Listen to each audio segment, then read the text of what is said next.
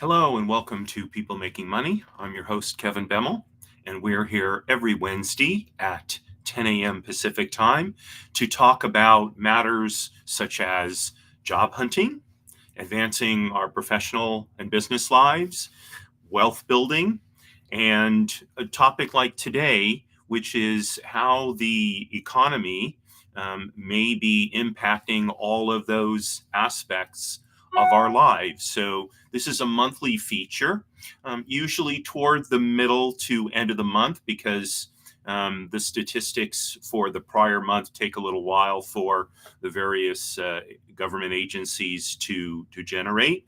And so, we're going to jump right in because there's always a lot of information to parse through to really get a sense about what's going on, not just with the overall economy, which frankly doesn't mean a whole lot to us as individuals, because while we all live in the United States, what's happening collectively in the United States, while it may be directing a more local trend, isn't necessarily determinative of it.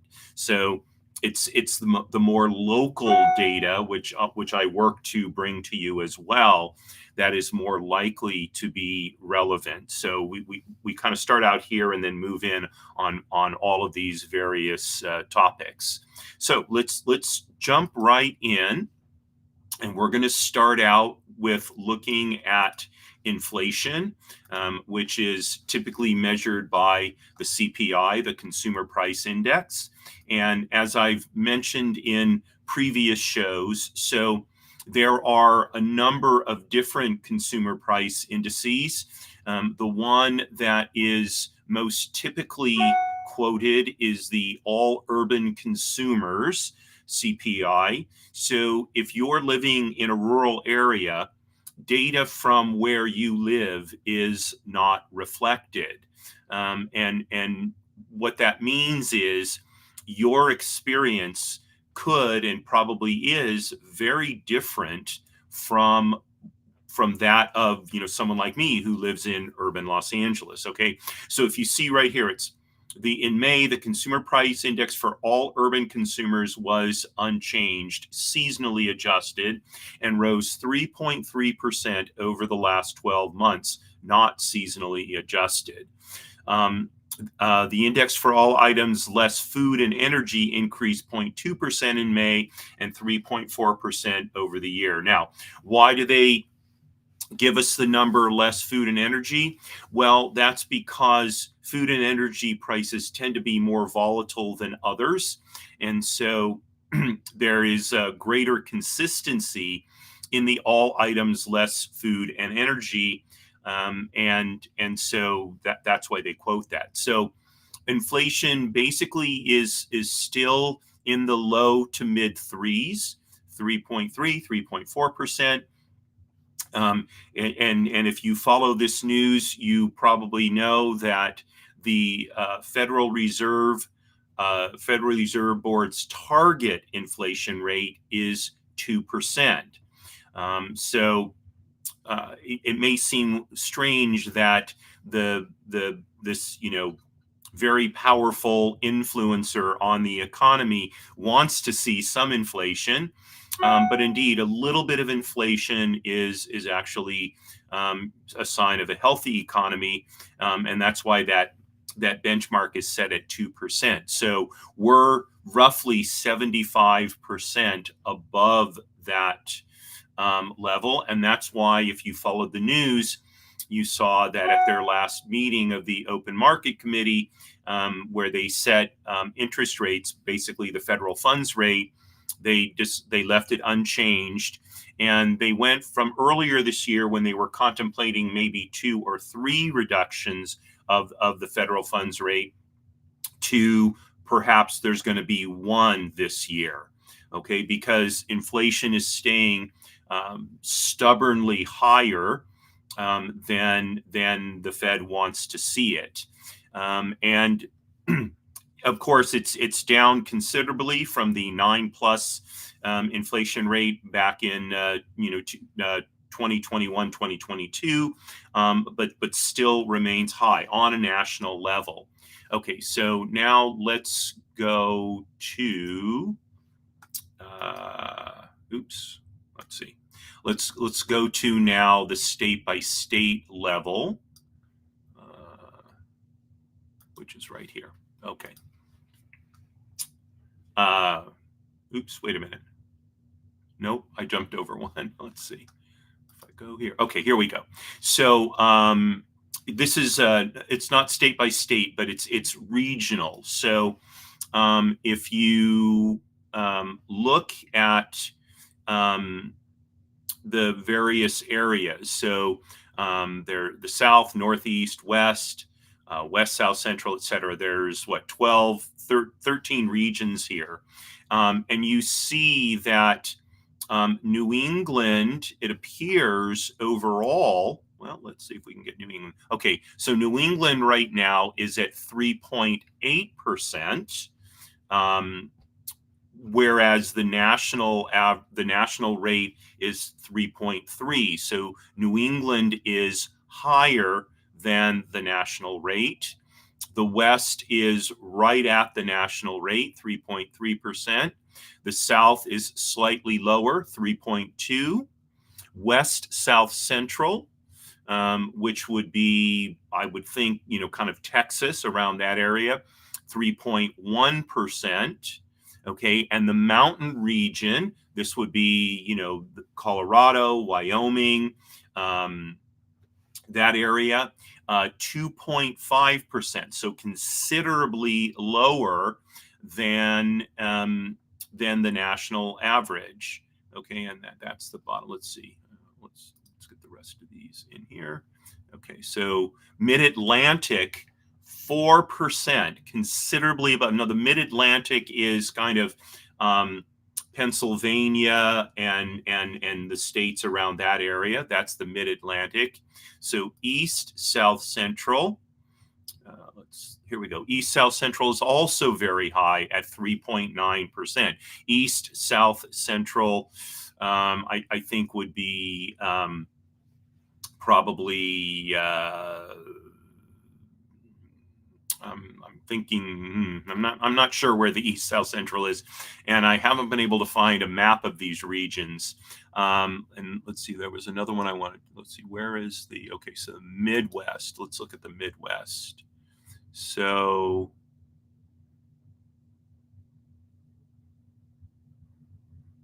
Here we go. Okay, so the Midwest is at 2.7%. So that's below the national average. Okay, so that gives you an idea. If you're living in the Mid-Atlantic, the East, South, Central, those areas, you can see that you're experiencing inflation higher than, and New England. So you're experiencing inflation at a higher rate than nationally, 4% or slightly below that. If you're in the West, you're experiencing inflation basically in line with the rest of the, with the overall country. And if you're in the Midwest mountain area, you're experiencing inflation considerably lower than the country overall. Okay, so these kind of regional differences, give you a different picture of what your experience may be. Okay, now let's look at some urban areas. Okay, so you can see here, for example, Atlanta, Sandy Springs, Roswell, Georgia. They're experiencing, okay, they haven't broken this down for May yet, but as of April, they were experiencing 3.1% inflation. Now, that's as compared to, let's look at Los Angeles, where I live. Where is LA? Okay, Los Angeles, 3.9%. So while the West overall is at 3.3%, Los Angeles is at 3.9%, much higher. So let's look at another Western area Riverside, San Bernardino, Ontario, and that's at 4% as well. So at least the Southern California area, we're experiencing higher inflation than the nation as a whole. All right, now let's look at a New England. Let's see if let me find a New England city here. We're here, Boston. There we go. Okay, so Boston. Let's see, where is Boston? Right there? Nope. Boston doesn't want to show up. Boston's being. Let's get rid of Riverside. Let's get rid of Los Angeles, and okay, there's Boston. There we go. Okay, so Boston is at 4%, which is also higher than the national average. Okay, so now let's take Boston out. Let's look at a Midwest city. How about, well, here we go, St. Louis. Okay, so St. Louis also at 4%. So I think we're seeing a trend here, and that is if you live in an urban area, you are more likely to be experiencing high inflation. Look at urban Hawaii is at 5.2%. Let's look at Chicago. Okay, Chicago is one of the lowest at 3.1%. Okay, now let's look at the mountain states. Okay, Denver, Aurora, Lakewood, 2.6%. That's the only, Chicago and Denver, the only two cities below the national average that we've looked at so far. We'll take out Chicago. Let's look at Houston. Okay, here we go. Houston, 2.9%. Now let's look at Miami. Okay, Miami, here we go. Miami, 4.5%. Okay, so you can see that generally speaking, the inflation rate in a city is higher than it is, at least in these large metropolitan areas, is higher than it is in other parts of the country. Okay, so San Diego, Carlsbad, 3.2%. Phoenix. Let's get rid of Miami. Let's get rid of Houston. Okay, here we go. Phoenix, Scottsdale. Okay, only 2.2% in Phoenix, Mesa, Scottsdale. That's I think the lowest city that we found. So I have a friend who's living in Phoenix, lucky for him, right? So, but in general, living in an urban area right now, at least, means higher inflation, or you're experiencing higher inflation than you would if you're living in a more suburban area. Okay, and yeah, that's all I want to cover for inflation. All right, so now let's go to. Okay, now we're going to go to earnings. Okay, so in May, okay, real average earnings, seasonally adjusted, went up 5 cents an hour. Okay, or gosh, it'd be, let's see, 1% would be around 11 cents. So it went up basically 0.5%. Okay, so on a national basis, here it goes. Okay, here shows the percentages right here. So on a national basis, wages, average wages went up 0.5%, 0.4 to 0.5%, depending on how they're being calculated. Whereas the consumer prices, well, they stayed flat from the previous month. Okay, but one of the things you want to keep in mind is prices still increased annually by 3.3%. Okay, so let's look at the year over year numbers. Okay, here we go. So year over year, right, real average earnings year over year went up 0.8%, whereas prices went up 3.3%. Okay, this is over the year. And this is kind of weird. Average hourly earnings.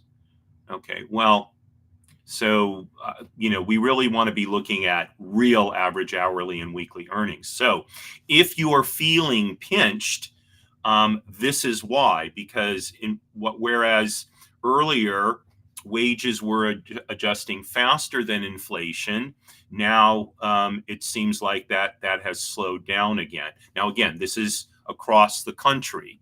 So let's look here. Now, we looked at this last month, and you'll see it's not going to be updated until June of 2024. But you can see, looking at this map, the states that are having bigger annual changes in personal income. Okay, so the darker the color, the more rapidly personal income is increasing. So for this darkest orange color here, which is here in the mountain states, Texas, Florida, Mississippi, Missouri, and South Carolina, personal income is increasing at a rate of 4.9 to 6.7%. I'm pretty sure that's on an let's change. Yeah, that's on a quarterly basis. So that was actually for the fourth quarter of last year. Okay, whereas the states with this sort of very light tan color, including New York, Louisiana, Arkansas, the Midwest here, they increased from 0.8 to 3.3%. Okay, so those were the lowest. And you can see them here. So North Dakota had the lowest rate at 0.8%, and Nevada had the highest rate at 6.7%. So again, here in California, 3.4%. So in California, we're kind of just holding even with inflation, at least as of the fourth quarter of last year. Whereas here in the Midwest, okay, all of these states and New York, they are basically, well, New York is at New York is 3. Okay, yeah. So with the exception of Minnesota, which is at 3.3%, all of these states in these light tan color are losing ground with respect to inflation. So the Midwest, the middle of the country, those of you living there, if you're feeling pinched, this is most likely why. Now, it'll be interesting to see what happened in the first quarter of 2024, and we'll look at that next month. Okay, so again, what I said at the beginning is the national numbers don't mean so much, as compared to what's happening locally. Okay, so in the Midwest, even where inflation is lower, the gains in personal income are even lower than that. Iowa, 0.8%. Which is actually the lowest with North Dakota. Arkansas, just 1%. South Dakota, 2.5%. So it's no surprise that even people in the Midwest, where inflation is lower, are still feeling pinched because wage growth is not keeping up, or personal income in this case is not keeping up with increase in prices, right? So that's why you're seeing in the polls people are still upset about inflation and prices, et cetera, and they don't have a positive view of the economy. Now, look here in Hawaii, by the way. If you're in Hawaii, personal income grew by 2.5% in the last quarter in the fourth quarter of last year. But if you recall, at least as of May, price increases or inflation in Hawaii was over 5%. So it appears that inflation is running at twice wage growth, which means people are in Hawaii probably are feeling like they're really falling behind. Okay, even here in the mid-Atlantic states, New Jersey, Pennsylvania, Delaware, etc. So while they're getting personal income growth in the very low 4%, if you recall, inflation in the mid-Atlantic states was higher than the national average at about 4%. So, people are basically just treading water. So when you hear in the news about why do people complaining about the economy, well, that's why, right? Because we're not living the economy of the entire United States. We live it locally, and that's really what matters. Okay, so let's move on now to to unemployment. Okay, so the civilian unemployment rate, the total unemployment rate as of May is 4%. And you see that's up slightly from April. And this is obviously not a great sign.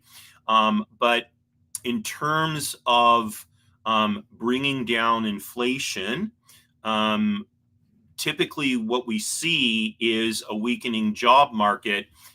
It is necessary as part of bringing down inflation, because when the job market weakens, people don't have as much buying power. They don't buy as much. And so therefore, prices have to moderate in order for sellers to sell more goods. Okay, now this is the overall civilian unemployment rate for the entire country. Now let's look at some groups here.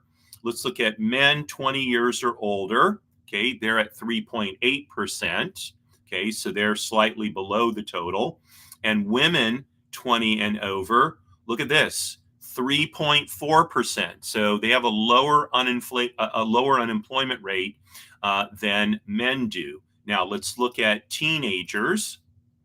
Teenagers, 12.3%.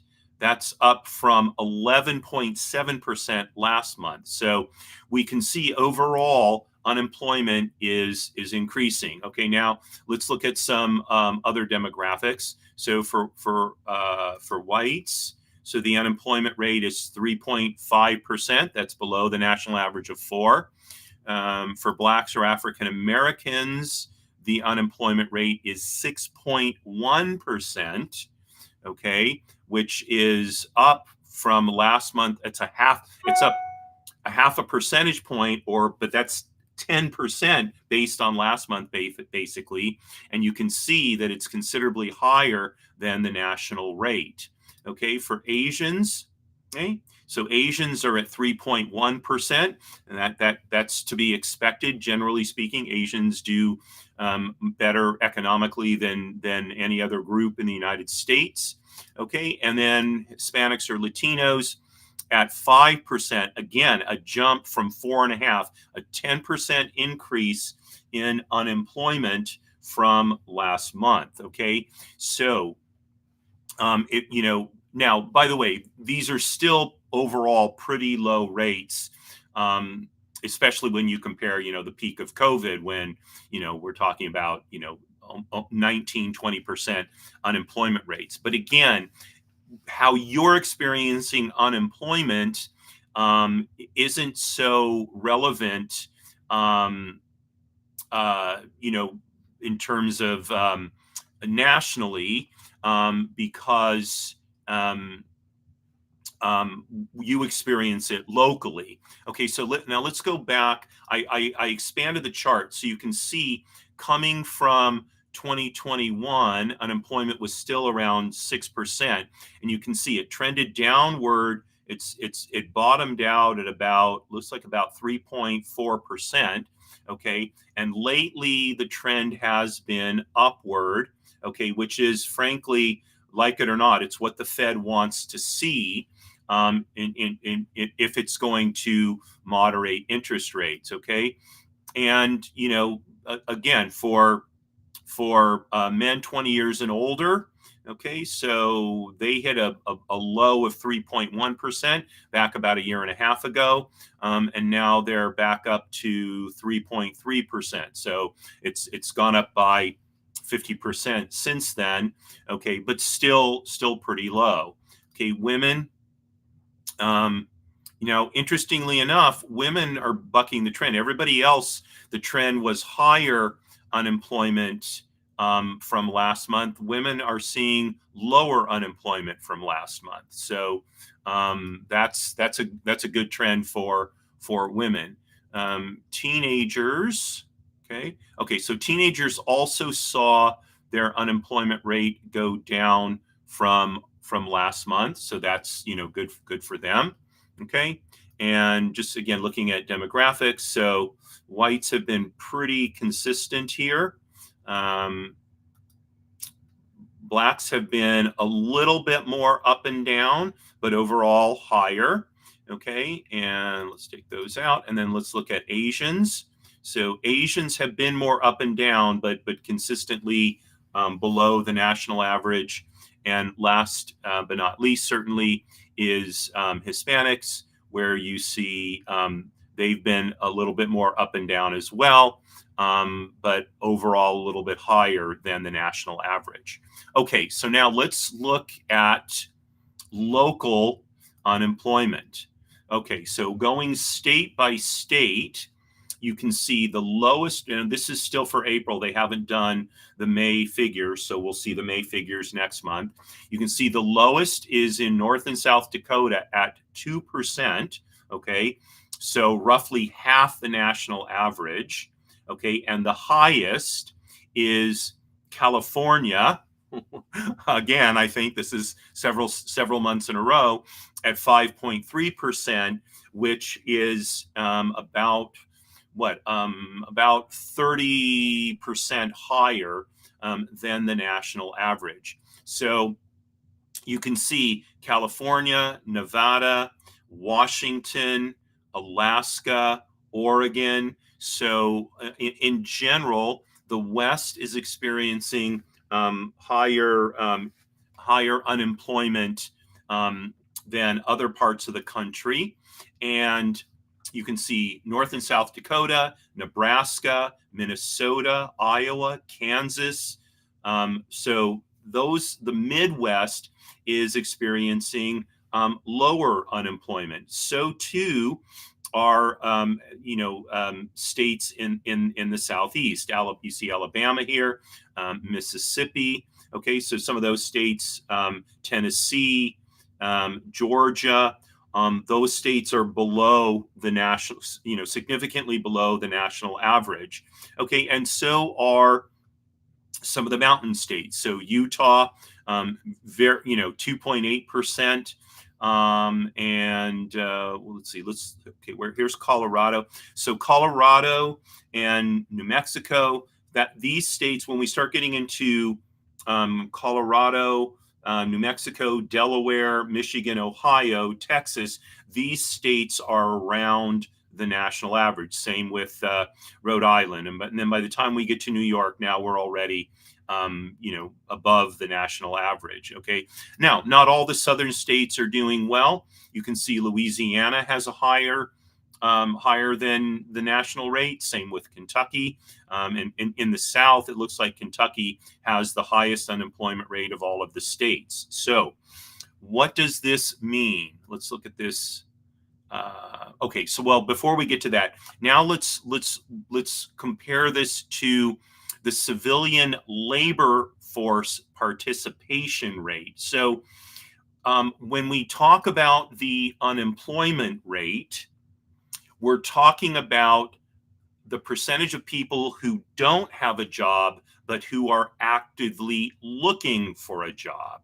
Now, that's an important distinction, because if a lot of people stop looking for jobs, that can drive down the unemployment rate, even though there's still a lot of people out of work. Okay, so the unemployment rate has to be looked at in combination with the labor force participation rate.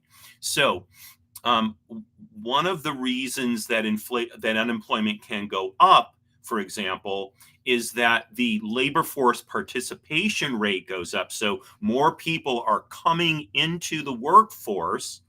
And so there's more people looking for jobs, at least in the short term, and that drives up inflation. But what we're seeing, at least as of this month, is the labor force participation rate overall dropped to 62.5% from 62.7%. So for a moment, going back to I'm just going to take go back to the total unemployment. Okay, oops, take that out. Okay, so notice that unemployment rose. So one of the reasons why that might not be a bad thing is if the labor force participation rate had risen as well, but it did not. It dropped. So we're seeing unemployment go up, participation rate go down, and that means that even as the number of people looking for jobs, actively looking for jobs, declined, still more people were having trouble finding a job. Again, nationally. All right. So that shows a slowdown, at least a slight slowdown in the labor market. Okay. Now, as the adage goes, and I've mentioned this before, right? Um, you know, a recession is, tough times, but I'm still working.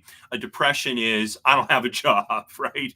It's obviously it's somewhat of a joke, but for people who have a job and feel secure in their employment, right? If that's you. So then the fact that unemployment rate is going up and the labor participation rate is going down doesn't have, so much of an impact. All right. But for people who are looking for a job, new college graduates, teenagers over the summer. So, this is not great news. The fact that this trend, if it continues, could encourage the Federal Reserve to lower interest rates is cold comfort, right? If you're searching for a job. Okay, so now let's look at some of the individual demographics. So the labor force participation rate among men 20 years and older is at 69.9%, down from 70.1% last year. So not last year, sorry, last month. So the labor force participation rate for men declined.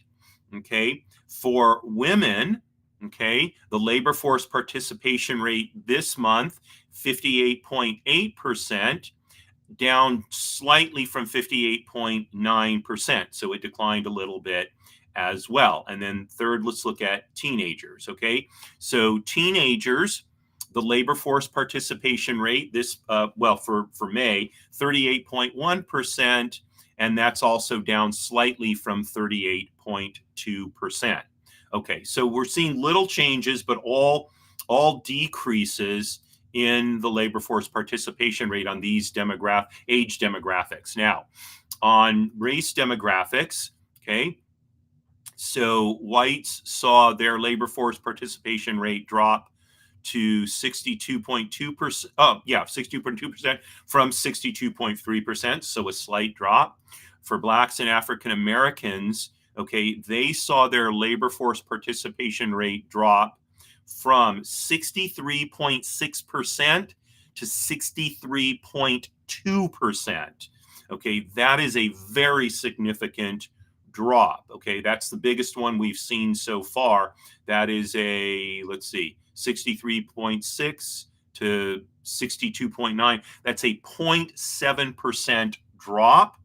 Okay, or a 1% drop in the labor force participation rate. That's huge. So if you're black or African American and you're finding it hard to find a job, you can see that a lot of blacks and African Americans got so frustrated last month that they dropped out of the labor force. Okay, not a good trend. Okay, for Asians now, look, Asians flip this on its head. So they went from their labor force participation rate went up to 65.3% from, I'm trying to get the May number. Where is May? From 65.3%. Yeah, in May, and April 64.7%. So Asians, again, they're going counter to other racial groups. And then finally, Hispanics and Latinos. Okay, and looks like looks like they went up slightly. They went from 67.3. Oh, they were flat. So no change in the labor force participation rate. Yeah, for Hispanics and Latinos. So you can see the racial breakdown, and depending on what group you're in general, whites, blacks, and Asians were more discouraged last month, and so some dropped out. Asians and Latinos, Hispanics or Latinos, they either stayed flat or increased their labor force participation rate. All right, so now this is kind of, and we looked at this last month, but this gives you an idea of, and we'll look by state first. It's easier to see. Okay, so go to state. There we go. Okay, so you can see on a state-by-state basis the labor force participation rate. The low is 60 and the high is 95%, in theory. So Minnesota has the highest at 81%. This is among women, and then the sort of mountain states and upper Midwest, they have the next highest group of labor force participation rate by women. Okay, and the lowest are Alabama and West Virginia. Okay, so states in the Southeast and tend to be more traditional, and so that could easily be why. Now let's look at men. Okay, so you can see the labor force participation rate for men state by state is, first of all, overall higher than it is for women. Okay, the highest is in Nebraska, and again, Nebraska, Midwest, more traditional area, and so that could be why we see that, or the economy can be very good there. But really, you can see most of the country is in this sort of not darkest blue, but dark blue. So overall, men have a pretty high labor force participation rate. Note that West Virginia is the lowest among men as well. So flip back to women for a second. So what this is telling us is this isn't necessarily due to cultural trends. This is an economic trend in West Virginia. The economy there is not strong. Nor is it particularly strong in Michigan, and it's again less strong in the Southeast. Okay, now looking at this in total, we can see that the weakest states for labor force participation rate are West Virginia, Kentucky, and these other states in the South here: Alabama, Mississippi, Arkansas, and Louisiana, and interestingly enough, New Mexico. Okay, now let's go to a county by county look, and let's look at total county by county. Okay, and you can see again in the Midwest, especially the upper Midwest, overall the map is a darker blue, okay, which is a higher labor force participation rate. And as you get into the Southeast and into the Southwest, you can see the map colors are lighter. So overall, the labor force participation rate is highest in the mountain states, the upper and middle Midwest, and in the mid-Atlantic and Northeast. Okay, Um, and then, as you get into more of the Sun Belt states, the labor force participation rate drops. Now you can see here's this is Kentucky and West Virginia right here, which we saw overall is low. This is New Mexico, which overall was low. Arizona is a little bit better off. Nevada, you have a very dark pocket here in that's Mono County. Here we go. You have darker pockets in Nevada, I think in the urban areas, and then of course in the more desert areas, less so. California, you have darker in the coastal areas and in San Bernardino County, but in the Central Valley area and the northern part of the state, less so. And that's because agriculture has been challenged in California due to a number of issues, and the most important one probably being water. Okay, so this gives you an idea of the labor force participation rate. And why is the labor force participation rate important? Well, because the lower the labor force participation rate, the more people are sitting on the sidelines not looking for jobs, which means as the economy improves, there's a greater number of people who can jump into the labor force and compete for those new jobs, which would tend to indicate that the challenge of getting a job is going to be greater in those areas. Whereas in these darker areas, North Slope of Alaska, here in Minnesota, here in Iowa, here in South Dakota and North Dakota, and Montana, these areas here, Nebraska, okay, when you have a labor force participation rate in the mid to high 80s, okay, there isn't that many more people who can jump into the labor market and create greater demand for jobs. And so the labor force there is stronger, and there is it potentially more opportunity, not just for finding a job, but also for pay increases, right? Because when you have such high labor force participation, 84%, 87%, 84%, 80%, 83%, 84%, you can see these numbers, right? So there just aren't a lot of people that employers can look to come into the market and compete for the jobs. Okay, now let's look county by county at the labor force participation rate for men. Okay, and you can see overall the map is darker, but still it's darker in pretty much the same place as the total picture.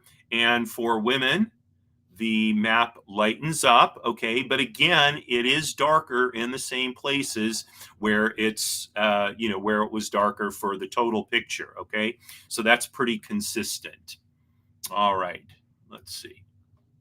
Okay, so the next thing we're going to look at here is employment change by industry. Okay, this is looking at the national level, and you can see the greatest job growth was in the private education and health services. So there was a net change of 86,000 jobs, meaning there were 86,000 more jobs in May versus previously. Okay, a percentage change of 0.3% increase. Total employment is over 26 million. Okay, now the next largest is government. So government added 43,000 jobs, or roughly half as many jobs as were added in private education and health services. Okay, and that was a 0.2% increase.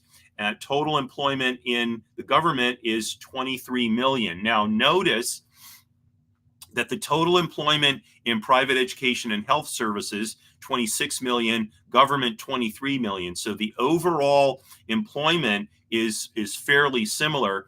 And these two tend to track because much of healthcare services is driven by government expenditures, Medicare, Medicaid, okay? So when you see this growing, it's typically growing because of a growth in government expenditures. Okay, and then the third largest growth sector in employment is leisure and hospitality, which grew 42,000 jobs, a 0.2% increase. But notice that that leisure and hospitality total employment is only about 17 million people, right? So the size of this sector is much smaller, okay? And then next is business services. About 23 million people work in that, and they saw employment growth of 33,000. Okay, so those are the four biggest. Now let's look at the four smallest. So the information sector saw essentially no job growth. So they have about 3 million jobs there, and that's what they've got. Okay, utilities saw job growth of 1,300. Okay, and they've got about 600,000 people in that sector. So again, not a big growth there. Okay, wholesale trade, net growth of 3,000 jobs out of a total of over 6 million. So very, very small growth there as well. Now I'm going to jump to retail trade, where there was 12,600 jobs growth, a 0.1% change out of almost 16 million jobs. So what this is showing us here in wholesale and retail trade is, while there is some job growth, it's not a whole lot. And when you couple that with manufacturing, 8,000 jobs, job growth. So manufacturing, retail trade, those kind of things, they are not powering a lot of employment growth these days. Employment growth is coming from, aside from construction, which saw 21,000 jobs, new jobs in May, out of over 8 million for a 0.3% growth. Most job growth is happening in financial activities and business and professional services, health services and private education, leisure and hospitality, and the government. And again, the government is driving a lot of this because they drive a lot of the healthcare jobs. So that's something to keep in mind, that a lot of the job growth is being propelled by government spending. And so, with the kind of deficits that we have nationally, with the deficits that many states, California has a huge budget deficit. Okay, so for how much longer is government going to be able to power job growth?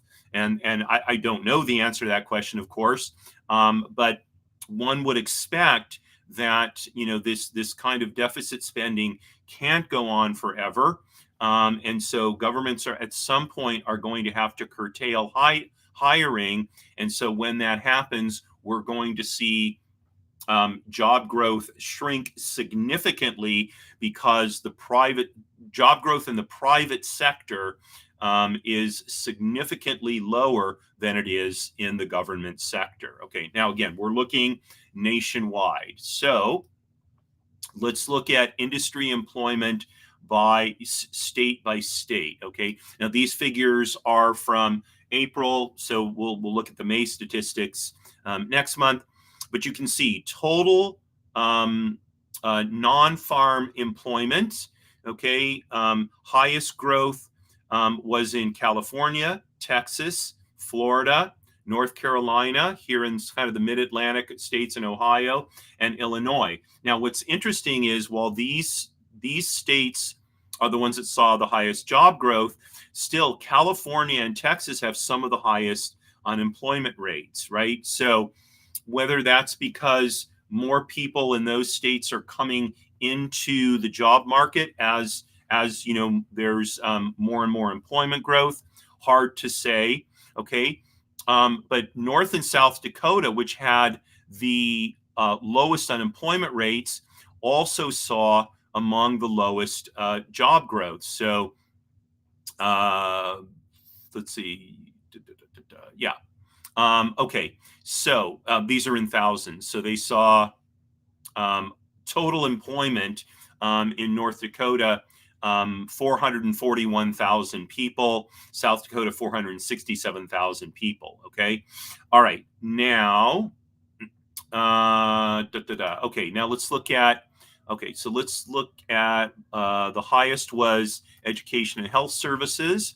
Okay, so you can see this, it's roughly the same in terms of how many people state by state are working. That pretty much meets the national average.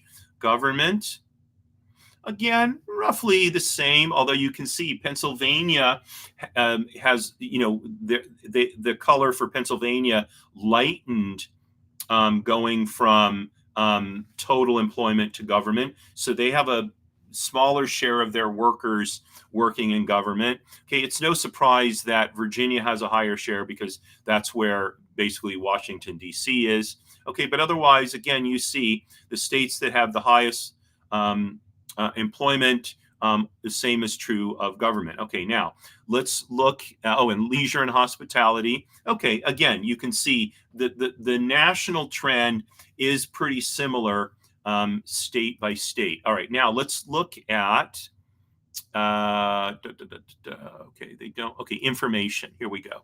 So information too, pretty similar to the national. Okay, utilities. Okay, a little bit different, but overall still pretty much the same. And then now let's look at looking for. Oh, okay. So utilities includes trade and transportation. So those kind of got mixed in these numbers, right? And then let's look at construction. So again, construction pretty much mirrors, total non-farm employment, right? Okay, so where you're, I mean, it should be no surprise that states with the largest populations also have the largest employment state by state. Okay, and by sector, things pretty much match the national figures. Okay, now let's look at job openings. Excuse me. Let's look at what's happening. So change from March to April 2024, you can see almost all job categories went down, with the exception of private health, private educational services went up. So that's interesting given what the other map said. Okay. Or I mean, what the other graphics said. So if we go back here, right, we're showing seasonally adjusted. There were 43,000 more government, jobs in government, but here they're showing government employment went down by, 0.3%. So, why these are not tracking, hard to say. But indeed, they're showing government employment dropped from March to April. Wait, let me just check one more thing here. This is for April, right? Oh, I see. Okay, here's why it's different. So this is for May, and these statistics are for April. So unfortunately, the time periods aren't matching up. So what we can say is government hiring rebounded, and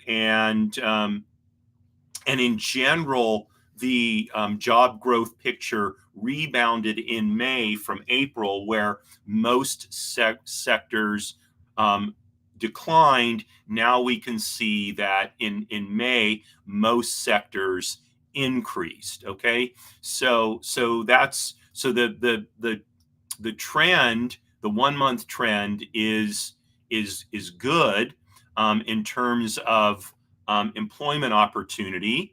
Okay, and by the way, we can look at the 12-month trend here. Let's look at this. Okay, so over the last 12 months, and you can see by industry, things are still pretty much the same as they are in the 1 month trend. Okay, most job growth came from private education and health services, and it came from government, the government sector. So what does all this mean? I'm going to focus on this one because these are more recent figures. Oh, wait, let's look at one more thing. Well, actually, let's look at this before we look at job openings. So where is there opportunity? So if we look at the last 12 months, the opportunity for jobs is in construction, where we've seen 250,000 new jobs in the last year. Private education and health services, where we've seen 1.1 million new jobs, and government, where we've seen 617,000 new jobs. Those, and then leisure and hospitality, we've seen over 400,000 new jobs. So if you're trying to figure out where can I find a job, those are the four growing sectors. There's no question about it. We can look at the 12-month, we can look at the 6-month, we can look at the 3-month, we can look at the 1 month. They're all tracking the same. Okay, where should you not be looking for jobs? Well, mining and logging, which lost 9,000 jobs over the last year. Okay, utilities, which added 14,000 jobs in the last year, 2.4% change, but still not a lot of jobs overall. Transportation and warehousing lost jobs in the last year. Okay, manufacturing, there's been some small job growth, 2.2% job growth. Okay, but another area to look at is business services. So business services has seen 109,000 new jobs in the last year, 0.5% growth. And financial activities also has seen 0.5% growth for 42,000 new jobs. Okay, retail trade has also seen almost 100,000 new jobs, little over 0.5% in growth. And wholesale trade has seen 61,000 new jobs, or a 1% growth. So those are the areas: construction, wholesale and retail trade, business and professional services, and then the big three, which are private education and health, leisure and hospitality, and government. Now, you'll note, by the way, that leisure and hospitality jobs tend to be lower paying jobs. So does private education and health services. Okay, so the only sector that's seeing a lot of job growth that has higher wages is government. Okay, out of the top three, and if we include construction, which grew at 3%, so a lot of construction jobs are higher paying, but there are also a lot that are lower paying. So it depends on what you're doing in the construction sector. Okay, but if I were talking to a young person today, and advising them about what are the job prospects. So gosh, construction, in terms of the private sector, construction really is the standout in terms of finding a good paying job, followed by probably, manufacturing is probably next. I'm sorry, not manufacturing next, followed by business and professional services next. And then, depending on what you're doing in healthcare services, maybe healthcare services, if you're doing something that you need a lot of training for, whether it's in some kind of radiology, or whether it's, as a physician, nurse, that sort of thing. Okay, so those are the areas where we're seeing job growth. Now, let's wrap things up looking state by state, where job openings are. So the biggest areas are the states with the largest number of job openings. Now, this is going back to April because that's the most recent data we have. You're seeing Alaska, 25,000 jobs open. Colorado, 200,000. Virginia, almost 300. West Virginia, about 50,000. Kentucky, 130,000, Arkansas, 87,000, and South Carolina, over 150,000 jobs. Okay, so there's a lot of jobs available in those states. Now, the states with the lowest unemployment rates are North and South Dakota. North Dakota has only 24,000 jobs open. South Dakota, only 21,000 jobs open. Now, California, which has the highest rate of unemployment, has over 600,000 jobs open. Okay. So you can see that job openings and the unemployment rate don't necessarily track, right? Because California and South Dakota are on opposite ends of the unemployment range, and yet on a percentage basis, they have the lowest percentage of their workforce, job openings. Now yeah. Okay. So here we go. Okay. Now I want to look at one last chart here. Okay, so this is state layoffs and discharges. In other words, people losing their jobs. Where are people losing their jobs most often? And you see it's really, this is really an interesting map, because again, the darker the color, the higher the percentage of people getting laid off or discharged. So it's highest in Maine, New Hampshire, Connecticut, and Rhode Island, Arizona, Nevada, Montana, and Alaska. But even at its highest, it's under 2%. Okay. So not a lot of people are getting laid off, on a state by state basis. In Texas, which has a high unemployment rate, nonetheless, it has one of the lowest layoff and discharge rates at 0.6%. Florida, 0.8%. Oklahoma, 0.7, 0.7. Minnesota, which has a strong labor market, 0.7. Michigan, 0.8. New York, 0.7. Okay, so overall, not a lot of people getting laid off or discharged. Okay, which shows that we're still in a strong labor market. And even state by state, while the lowest is 0.6% and the highest appears, I think, to be 1.7, 1.8 in Alaska. Okay, but still, just not very high, no matter where we go.